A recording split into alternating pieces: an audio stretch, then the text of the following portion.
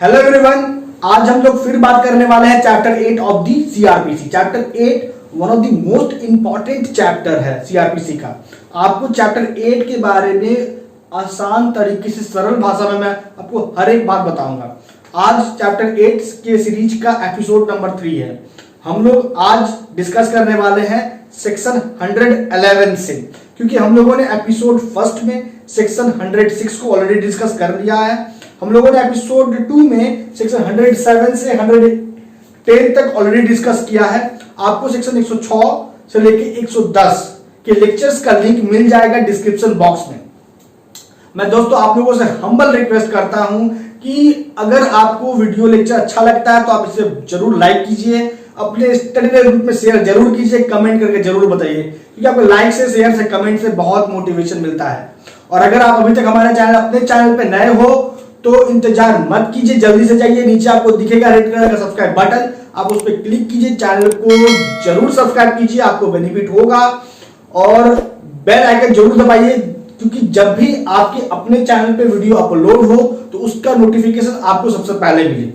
और अगर आपको कोई भी पर्सनल क्वेरी है, कोई भी लीगल हेल्प चाहिए, आप मुझे इंस्टाग्राम पे फॉलो कीजिए, इंस्टाग्राम का लिंक आपको मिल जाएगा डिस्क्रिप्शन बॉक्स में।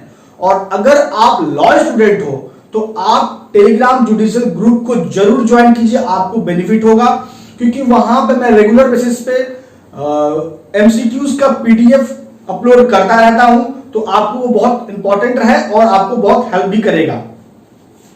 तो चलिए बिना समय गवाए स्टार्ट करते हैं आज के एपिसोड के। सेक्शन 111 कह रहा है ऑर्डर टू बी मेड। अब यहां सेक्शन 111 के कॉन्सेप्ट को समझिए।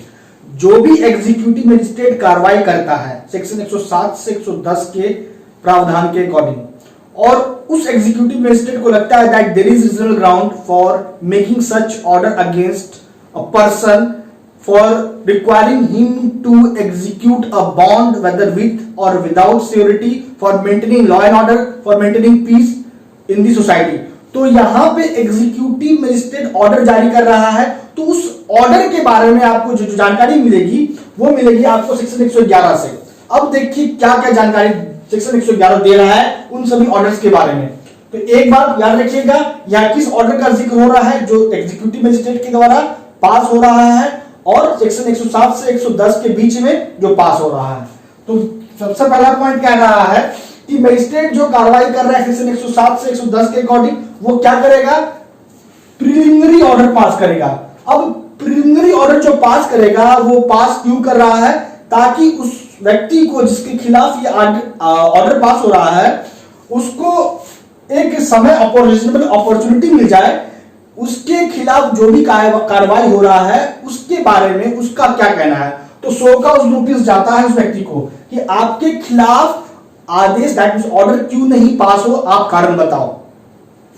तो ये हो गया पहला पॉइंट। दूसरा नंबर पॉइंट जो क्या कह रहा है कि ऑर्डर जब भी पास होगा सेक्शन 111 के अकॉर्डिंग, तो हमेशा याद रखिएगा ओरल ऑर्डर का कोई वैल्यू नहीं है, order must be in writing, लिखित में होना चाहिए वो ऑर्डर।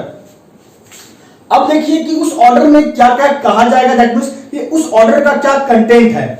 ये काफी इंपॉर्टेंट पॉइंट है। देखिए उस ऑर्डर में लिखा होगा सब्सटेंस ऑफ इंफॉर्मेशन जो भी रिसीव्ड हुआ है एग्जीक्यूटिव मजिस्ट्रेट के द्वारा, जो भी जानकारी मिली है एग्जीक्यूटिव मजिस्ट्रेट को, उन सभी जानकारी का जिक्र होगा उस ऑर्डर में। दैट मींस यह जानकारी जो मिल रही है एग्जीक्यूटिव मजिस्ट्रेट को, आप समझिए वो क्या होगा, किस प्रकार का होगा, कि कोई पार्टिकुलर पर्सन जिसके खिलाफ आदेश जारी हो रहा है वो law and order that means peace को इन सोसाइटी को ब्रीच कर रहा है, पब्लिक ट्रैंक्विलिटी को वायलेट करेगा, तो इसके रिगार्डिंग इंफॉर्मेशन होता है वो, और उस इंफॉर्मेशन का जिक्र होना चाहिए ऑर्डर में। दूसरा नंबर पॉइंट कहता है कि उस ऑर्डर में क्या लिखा होगा, जरूरी है, ये जरूरी है कि जो बॉन्ड एग्जीक्यूट होगा वो कितने अमाउंट में एग्जीक्यूट होगा। थर्ड नंबर पॉइंट कहता है कि जो बॉन्ड एग्जीक्यूट होगा वो कितना टाइम पीरियड के लिए इन्फोर्स होगा। आपको पता ही है, मैं रिवीजन भी करवाता हूं कि सेक्शन 106 के अकॉर्डिंग जो बॉन्ड जारी करने को कहा जाता है वो 3 साल से अधिक का नहीं होगा, और सेक्शन 107 से 109 तक जो बॉन्ड जारी होता है वो 1 साल से अधिक पीरियड के लिए जारी नहीं हो सकता है, और सेक्शन 110 में भी 3 साल से अधिक का बॉन्ड एग्जीक्यूट नहीं हो सकता है, याद रखिएगा। तो टर्म जो कितना टर्म के लिए बॉन्ड एग्जीक्यूट होगा इसका जिक्र होगा ऑर्डर में। उसके बाद चौथा पॉइंट कह रहा है कि इस बात का भी जिक्र होगा कि कितना सिक्योरिटी चाहिए, सिक्योरिटी का क्या कैरेक्टर है, क्या क्लास है, इन सभी विषयों पे ऑर्डर में जो बना है सेक्शन 111 के अकॉर्डिंग उन सभी बातों का जिक्र होना अनिवार्य है। क्या बात है, ये मैंने आपको ऑलरेडी बता दिया है। अब आते हैं इस पे महत्वपूर्ण केस लॉ जो जानना जरूरी है आपको। बाबूलाल मजिस्ट्रेट ऑफ मध्य प्रदेश का केस। अब बाबूलाल मजिस्ट्रेट ऑफ मध्य प्रदेश का केस इंपॉर्टेंट क्यों हो जाता है? क्योंकि इस केस में सुप्रीम कोर्ट ने कह दिया कि जो एग्जीक्यूटिव मजिस्ट्रेट ऑर्डर पास करेगा एज पर सेक्शन 107 to 110 वो रीजनेबल ग्राउंड पे होना चाहिए। ऐसा नहीं कि एग्जीक्यूटिव मजिस्ट्रेट का डिस्क्रिशनरी पावर है, वो अपने डिस्क्रिप्शन का इस्तेमाल करके सिर्फ ऑर्डर एग्जीक्यूट कर देगा, किसी भी व्यक्ति को हरास करे, ऐसा नहीं है। जिस भी व्यक्ति के खिलाफ ऑर्डर जारी कर रहा होगा executive magistrate must be based on reasonable ground. ये बात कहना था सुप्रीम कोर्ट का। किस केस में कहना था? Babulal versus state of Madhya Pradesh के केस में। आप इसे राइट डाउन कीजिए। अब आगे बढ़ते हैं, बात करेंगे सेक्शन 111 के और 112 का। अब देखिए काफी इजी है, बात समझ में आएगा। अब सेक्शन 112 क्या कह रहा है? सेक्शन 112 कह रहा है प्रोसीजर। देखिए मैं आपको फिर बोलूंगा, आगे बढ़े उसके पहले मैं आप लोगों को फिर एक सुझाव देता हूं कि आप लेक्चर को पूरा देखिएगा। और दूसरी बात कि लेक्चर को देखते वक्त कंसर्निंग सब्जेक्ट का टेक्स्ट बुक या बेरेक्ट जरूर रखिए और नोटबुक रखिए। बात को सुनिए और उसे राइट डाउन उसी वक्त कीजिए, और बोर्ड पे जो बातें लिखी हुई होती है उसे भी राइट डाउन कीजिए, आपको जरूर बेनिफिट होगा। तो सेक्शन हम लोग 112 में थे। 112 कह रहा है procedure in respect of person present in court. अब मान लीजिए सेक्शन 111 के अकॉर्डिंग जो ऑर्डर जारी हो रहा है वो जिस व्यक्ति के खिलाफ जारी हो रहा है as per section 107 to 110 by executive magistrate, तो वो व्यक्ति अगर कोर्ट में उपस्थित है, प्रेजेंट है बिफोर कोर्ट, तो फिर क्या प्रोसीजर फॉलो करेगा ऑर्डर को लेके सेक्शन 112 बता रहा है। तो होगा क्या कि अगर वो एग्जीक्यूटिव मजिस्ट्रेट के कोर्ट में प्रस्तुत है, प्रेजेंट है वो व्यक्ति, तो उसको वो ऑर्डर पढ़ के सुनाया जाएगा, और अगर जरूरत पड़ा तो उस व्यक्ति को समझाया भी जाएगा कि उस ऑर्डर में क्या लिखा हुआ है। तो ये है सेक्शन 112। अब देखिए आगे बढ़ते हैं, बात करते हैं सेक्शन 113 का। एकदम कहानी की तरह जोड़िए, एक स्टोरी बनाइए और कनेक्ट कीजिए, देखिएगा आपको सेक्शन भी अच्छे से याद हो जाएगा। मैं आपको एपिसोड के अंत में, दैट मींस कि इस लेक्चर सीरीज के अंत में मैं ये भी बता दूंगा कि कैसे आपको चैप्टर 8 की प्रोविजंस को पूरा अच्छे से याद रखना है और याद कैसे भी रहेगा। इस पे मैं सेपरेट वीडियो बना के मैं आपको बताऊंगा। सेक्शन 113 पे आते हैं। 113 कह रहा है समन और warrant in case of person not so present in court. अब जिस व्यक्ति के खिलाफ आदेश जारी हुआ है सेक्शन 111 के तहत, अगर वो व्यक्ति कोर्ट में उपस्थित नहीं है तो फिर क्या होगा, क्या प्रोसीजर फॉलो होगा कोर्ट के द्वारा? सेक्शन 113 कह रहा है कि उस व्यक्ति को समन या वारंट जारी होगा और कोर्ट बुलाया जाएगा, और जब वो कोर्ट आएगा तो उसको फिर ऑर्डर पढ़ के सुनाया जाएगा और समझाया जाएगा अगर जरूरत पड़ा तो ये हो गया सेक्शन 113। अब आते हैं सेक्शन 114 पे बात करते हैं। सेक्शन 114 114 क्या कह रहा है? देखिए 114 कह रहा है कि कॉपी ऑफ ऑर्डर अकॉम्पनी समन्स और वारंट। जो भी समन और वारंट जारी होगा सेक्शन 113 के अकॉर्डिंग, उस समन या वारंट में जो भी आदेश का कॉपी है वो एनेक्ट होना चाहिए, वो भी सम्मिलित होना चाहिए, ये जरूरी है, ये कह रहा है सेक्शन 114। आगे बढ़िए, बात करते हैं सेक्शन 115 का। सेक्शन 115 में है power to dispense personal appearance of the person against whom order under section 11 is to be made. मतलब जिस व्यक्ति के खिलाफ आदेश जारी होना है उस व्यक्ति के पर्सनल अटेंडेंस को कोर्ट चाहे तो डिस्पेंस्ड कर सकती है, उसके पर्सनल उपस्थिति को स्थगित कर सकती है, और उस व्यक्ति को यह मौका दे सकती है कि वो अपीयर हो सकता है कोर्ट में बाय हिज प्लीडर। ये है सेक्शन 115। अब आगे देखिए क्या कहता है सेक्शन 116 जो काफी महत्वपूर्ण है। 16 एक लिंक बनाता है। अब यहां 116 क्या कह रहा है, क्या महत्वपूर्ण बात है? तो सेक्शन 116 कह रहा है कि एग्जीक्यूटिव मजिस्ट्रेट जो ऑर्डर पास करेगा किसी पार्टिकुलर पर्सन के अगेंस्ट जिसको लेके संदेह है कि वो पब्लिक ऑर्डर को ब्रीच कर सकता है, पीस को ब्रीच कर सकता है, पब्लिक ट्रैंक्विलिटी को वायलेट कर सकता है, या फिर कोई भी ऐसा रॉन्गफुल एक्ट कर सकता है जिससे कि पब्लिक पीस ब्रीच हो, लॉ एंड ऑर्डर वायलेट हो, तो एग्जीक्यूटिव मजिस्ट्रेट उस व्यक्ति के खिलाफ जैसे जानकारी मिला उसके जानकारी को प्राप्त करने के बाद ही ऑर्डर नहीं जारी करेगा। वो पहले क्या करेगा, इंक्वायरी करेगा तथ्य, उस तथ्य के सत्यता पे, दैट मींस कि उस इंफॉर्मेशन के ट्रूथनेस पे पूरे गंभीरता से विचार विमर्श करेगा, उसके बाद ही ऑर्डर पास करेगा, चाहे वो 111 के तहत हो, 112 के तहत हो या 113 के तहत हो। ये तो हो गया पहला नंबर पॉइंट। और भी क्या क्या प्रोविजंस है इंक्वायरी को लेके ये समझिए। अब यहां कह रहा है पॉइंट नंबर सेकंड कि जो भी एविडेंस लिया जाएगा उस इंफॉर्मेशन पे कि क्या वो इंफॉर्मेशन सही है या नहीं, वो एविडेंस किस मैनर में लिया जाएगा। तो कह रहा है कि एविडेंस उस मैनर में लिया जाएगा जिस मैनर में अगर समन केस में एविडेंस दिया जाता है, चाहे वो ट्रायल या इंक्वायरी का बात करें, तो जिस मैनर में समन केस में एविडेंस रिसीव होता है उसी प्रकार इस इंक्वायरी में एविडेंस रिसीव होगा। उसके बाद तीसरा नंबर पॉइंट देखिए, कह रहा है कि मान लीजिए इंक्वायरी का कमेंसमेंट हो गया है और कंक्लूजन के पहले, इंक्वायरी कंक्लूड उसके पहले व्यक्ति को बॉन्ड एग्जीक्यूट करने के लिए क्या बॉन्ड एग्जीक्यूट करने को कहा गया था as a under preliminary order under section 111, 112 या 113। लेकिन अगर वो बॉन्ड एग्जीक्यूट नहीं करता है तो फिर उसको डिटेन कर लिया जाएगा कस्टडी में। कब तक के लिए, जब तक वो बॉन्ड एग्जीक्यूट नहीं कर दे। बॉन्ड एग्जीक्यूट करेगा उसको कोर्ट छोड़ देगी, लेकिन इंक्वायरी शुरू हो गया है और उसके बाद उसको कहा गया बॉन्ड एग्जीक्यूट करने के लिए, नहीं किए करेगा व्यक्ति, तो उसको कस्टडी में डिटेन करके रखा जाएगा। कब तक? Till the conclusion of inquiry. अगर इंक्वायरी कंक्लूड होने के पहले वो बॉन्ड दे देगा तो उसको फिर रिहा कर देगी कोर्ट, ये याद रखिएगा। उसके बाद ये जो पॉइंट है सबसेक्शन 3 का है। सबसेक्शन 3 में दो प्रोवाइजो भी है, बहुत इंपॉर्टेंट है, समझ लीजिए। प्रोवाइजो फर्स्ट कहता है कि एग्जीक्यूटिव मजिस्ट्रेट ऑर्डर पास नहीं कर सकता है अंडर सेक्शन 116 सबसेक्शन 3 के अकॉर्डिंग उस व्यक्ति के अगेंस्ट जिसके खिलाफ कार्रवाई नहीं हुआ है 107 से 110 के अकॉर्डिंग, याद रखिएगा पहला प्रोविजो।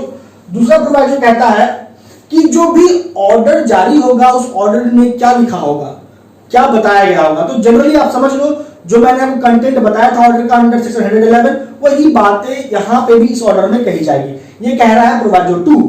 अब नेक्स्ट पॉइंट आते हैं। नेक्स्ट पॉइंट कहता है अब व्यक्ति by habitual offender, that means कि अगर व्यक्ति हैबिचुअल ऑफेंडर है या नहीं है, क्योंकि देखो सेक्शन 110 के अकॉर्डिंग जो बॉन्ड एग्जीक्यूट कराया जाता है वो हैबिचुअल ऑफेंडर से कराया जाता है। तो अब वो व्यक्ति हैबिचुअल ऑफेंडर है या नहीं है, इस बात को साबित करने के लिए जो सबूत होगा वो एविडेंस हो सकता है जनरल रिप्यूट का या कोई भी ऑर्डिनरी एविडेंस के थ्रू इस बात को प्रूव किया जा सकता है। ये कह रहा है ये पॉइंट। नेक्स्ट पॉइंट पे आते हैं। नेक्स्ट पॉइंट कह रहा है कि अगर यहां सेक्शन 116 के अकॉर्डिंग जो इंक्वायरी होगा वो एक व्यक्ति के खिलाफ हो सकता है, एक से अधिक व्यक्तियों के खिलाफ भी हो सकता है। अब मान लीजिए कि कार्रवाई जो है, इंक्वायरी जो है एक से अधिक व्यक्तियों के खिलाफ हो रहा है, तो वो इंक्वायरी सभी व्यक्तियों का एक साथ हो सकता है या अलग अलग भी हो सकता है, जैसा मजिस्ट्रेट को, that means court, executive magistrate को या उस कोर्ट को उचित लगेगा। उसके बाद लास्ट पॉइंट कह रहा है सेक्शन 116 का, जो काफी महत्वपूर्ण है, कि जो इंक्वायरी शुरू होगा वो कितना टाइम के भीतर खत्म होना अनिवार्य है। तो कह रहा है लास्ट पॉइंट कि जो भी इंक्वायरी शुरू होगा, जिस डेट को कमेंस हुआ इंक्वायरी, उस डेट से 6 महीना के भीतर इंक्वायरी को कंक्लूड हो जाना नेसेसरी है, मैंडेटरी है। लेकिन यहां पे सब्जेक्ट टू द कंडीशन।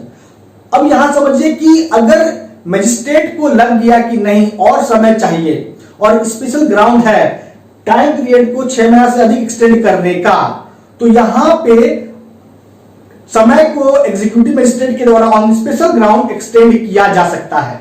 लेकिन अगर कोई व्यक्ति एग्रीड हो जाए तो फिर वो अपील कर सकता है टू द सेशन कोर्ट की एग्जीक्यूटिव मजिस्ट्रेट के ऑर्डर को जो फर्दर पीरियड एक्सटेंड करने का जारी हुआ है उसको हटा दिया जाए, डिसमिस कर दिया जाए। इसके लिए एग्रीड पर्सन अप्लाई कर सकता है सेशन कोर्ट में कि उस ऑर्डर को वैकेट किया जाए, याद रखिएगा। अब यहां एक इंपॉर्टेंट केस है जो आपको ध्यान रखना है, वो है Ramdev versus state of Bihar का। अब ये इंपॉर्टेंट क्यों हो जाता है, समझिए बात को। सुप्रीम कोर्ट कह दी कि 6 महीना में अगर इंक्वायरी कंक्लूड नहीं हुआ तो फर्दर टाइम पीरियड एक्सटेंड होगा ऑन स्पेशल ग्राउंड, ये तो ठीक है, लेकिन बार बार एक्सटेंड हो ये गलत हो जाएगा। तो अगर बार बार एक्सटेंड होगा तो उस व्यक्ति के नेचुरल राइट का वायलेशन होगा, ये बात कहा गया था सुप्रीम कोर्ट के द्वारा इस केस में, Ramdev versus state of Bihar, ये याद रखिएगा। अब देखिए सेक्शन 116 तो इंपॉर्टेंट था, मैंने आपको बताया। अब देखिए बात करते हैं आगे सेक्शन 117 का। सेक्शन 117 कह रहा है ऑर्डर टू गिव सिक्योरिटी। अब जिस व्यक्ति के खिलाफ इंक्वायरी हुआ, इंक्वायरी जब कंक्लूड हुआ तो पता चला कि व्यक्ति वाकई में उसको लेके इस बात का बिलीव है और वो बिलीव सही में अस्तित्व में है कि वो व्यक्ति क्या कर सकता है, पब्लिक पीस को वायलेट कर सकता है, पब्लिक ट्रैंक्विलिटी को वायलेट कर सकता है या लॉ एंड ऑर्डर को खराब कर सकता है। तो फिर सेक्शन 117 के तहत ऑर्डर होगा उसको इस बात का सिक्योरिटी देने का कि आप समाज में शांति व्यवस्था बनाए रखोगे, पब्लिक पीस मेंटेन रखोगे, गुड बिहेवियर रखोगे खुद का, इस बात के लिए सिक्योरिटी दो। सिक्योरिटी ऑर्डर जो पास होगा उसमें क्या क्या किस किस बातों का जिक्र होगा, वो जनरली वही बात होगा जो सेक्शन 111 में कहा गया है। और एक बात जो आपको ध्यान रखना है कि जो भी ऑर्डर 117 के अकॉर्डिंग पास होगा ये फाइनल ऑर्डर होता है, और ये जो फाइनल ऑर्डर है ये कभी भी प्रीलिमिनरी ऑर्डर जो सेक्शन 111 के तहत पास हुआ है उसके कॉन्ट्ररी नहीं होना चाहिए। इसी के सिमिलरली ऑर्डर जारी होता है, जो भी बातें 111 में कही गई है उसके अकॉर्डिंग ही सेक्शन 117 के अकॉर्डिंग ऑर्डर पास होगा, फाइनल ऑर्डर, ये याद रखिएगा। उसके बाद सेक्शन 118 पे आते हैं। सेक्शन 118 क्या कह रहा है, समझिए बात को। सेक्शन 118 कह रहा है discharge of person informed against. अब जिस व्यक्ति के खिलाफ जानकारी दी गई थी, इंक्वायरी हुआ, इंक्वायरी में पता चला कि वो जानकारी उस व्यक्ति के खिलाफ जो प्राप्त हुआ था वो हूबहू गलत है, तो फिर उस व्यक्ति को डिस्चार्ज कर दिया जाएगा, उसको सिक्योरिटी देने का आदेश जारी नहीं होगा क्योंकि उसके खिलाफ जो जानकारी दी गई थी वो गलत था। यही बात कर रहा है सेक्शन 118। अब आगे बढ़िए बात करते हैं सेक्शन 119 का। कहानी की तरफ देखिए, सिर्फ लिंक कीजिए, बात समझ में अच्छे से आ जाएगा। मेंस के दृष्टिकोण से भी काफी इंपॉर्टेंट है ये जो चैप्टर 8 है। सेक्शन 119 पे आइए। सेक्शन 119 कह रहा है commencement of period for which security is given या for which security is required. अब देखिए, मान लीजिए कि सेक्शन 117 के तहत जिस व्यक्ति को सिक्योरिटी देने के लिए कहा गया वो व्यक्ति अगर इम्प्रिजन्ड है, वो कारावास में है, तो वो सिक्योरिटी जो देगा वो कब किस डेट से देगा, तो जिस डेट को वो इंप्रिजनमेंट से रिलीज होगा उस डेट के बाद से वो सिक्योरिटी देगा। याद रखिएगा इस बात को, यही कह रहा है सेक्शन 119। अब आइए 120। सेक्शन 120 कह रहा है कंटेंट ऑफ बॉन्ड। जो बॉन्ड एग्जीक्यूट होगा चाहे वो विद सिक्योरिटी हो विदाउट सिक्योरिटी हो, उस बॉन्ड का क्या कंटेंट होगा। जनरली कंटेंट तो आप जान ही रहे हो, जो ऑर्डर में बात कही गई होती है वही बात बॉन्ड में होगा। लेकिन एक बात जो आपको ध्यान रखना है बॉन्ड के कंटेंट को लेकर, वो ये कि बॉन्ड में ये जरूर लिखा होगा कि अगर व्यक्ति जिसको कहा गया है बॉन्ड एग्जीक्यूट करने के लिए, अगर वो अपराध करता है, अपराध करने का अटेम्प्ट करता है या अपराध को अबेट करता है, तो ये माना जाएगा कि बॉन्ड जो उसने एग्जीक्यूट किया था वो ब्रीच हो चुका है। दैट मींस उसको फिर से फ्रेश बॉन्ड एग्जीक्यूट करना होगा। ये याद रखिएगा 120। दोस्तों, आज के लेक्चर को हम लोग यहां तक ही कंक्लूड करते हैं। तो आज हम लोगों ने सेक्शन 111 से 120 तक देख लिया। दैट मींस कि हम लोगों ने चैप्टर 8 का सेक्शन 120 तक ऑलरेडी डिस्कस कर लिया है। मैं अंततः बस इतना ही बोलूंगा, हम्बल रिक्वेस्ट है कि अगर आपको वीडियो अच्छा लगता है, आपके लिए बेनिफिशियल है, तो आप प्लीज इसे लाइक कीजिए, अपने स्टडी ग्रुप में शेयर जरूर कीजिए, कमेंट करके बताइए, और अगर कोई भी सुझाव है तो मुझे जरूर दीजिए कि मैं अपने वीडियो को और कैसे बेहतर कर सकता हूं। मैं फिर बोलूंगा कि अगर आपको कोई पर्सनल क्वेरी है, कोई भी पर्सनल इशू है, आप मुझे इंस्टाग्राम पे फॉलो कीजिए। अगर आप लॉ स्टूडेंट हैं तो आप टेलीग्राम जुडिशियल ग्रुप से जरूर जुड़िए। इन दोनों का लिंक आपको मिल जाएगा डिस्क्रिप्शन बॉक्स में। दोस्तों, आज लेक्चर में इतना ही। आपका अब तक हमारे साथ बने रहने के लिए बहुत बहुत तहे दिल से धन्यवाद।